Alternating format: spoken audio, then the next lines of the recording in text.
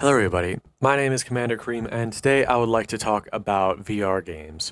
Specifically, I want to talk about how great they are, by the fact that almost every VR game I've seen has been $30 or less.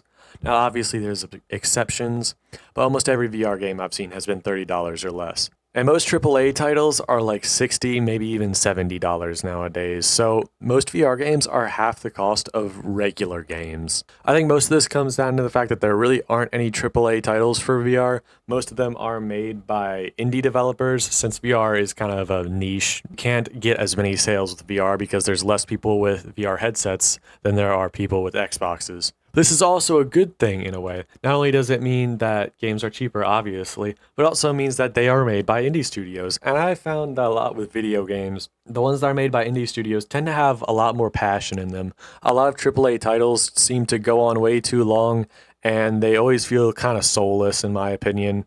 Now, obviously, there's exceptions. There's good AAA titles out there, but I think a lot of them do feel like they were made by people that did not really want to make the game. They were just making it because it's their job. But a lot of indie studios, they're game developers because they want to be game developers and they're making games that they want to make or play.